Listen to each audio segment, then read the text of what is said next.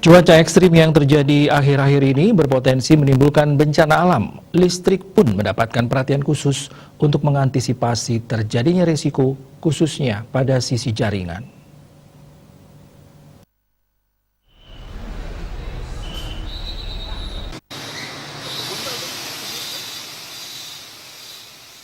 General Manager PLN Unit Induk Distribusi UID Bali Adi Priyanto belum lama ini mengatakan pasokan listrik saat ini dalam kondisi aman.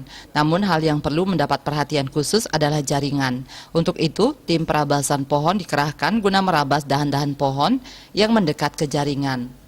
Masyarakat diminta untuk tidak melakukan perabasan pohon sendiri. Selain itu, ia menginformasikan kepada masyarakat apabila terjadi kondisi darurat seperti banjir besar, maka pemadaman di rumah-rumah warga yang terendam banjir tidak terhindarkan. Hal yang harus dilakukan masyarakat saat banjir untuk menghindari bahaya tersengat aliran listrik yakni mematikan meter circuit breaker MCB pada KWH meter dan mencabut seluruh peralatan listrik yang masih tertancap pada stop kontak dan tempatkan alat-alat elektronik di tempat yang lebih tinggi. Adi Priyanto menjelaskan dalam siaga bencana saat ini pihaknya telah melakukan mitigasi apabila terjadi bencana alam, khususnya di daerah yang rawan longsor dan banjir, pohon tumbang, serta rawan petir. Tujuannya untuk mengetahui upaya-upaya yang akan dilakukan dalam rangka pencegahan serta pemulihan jika jaringan PLN terdampak cuaca ekstrim hingga bencana alam.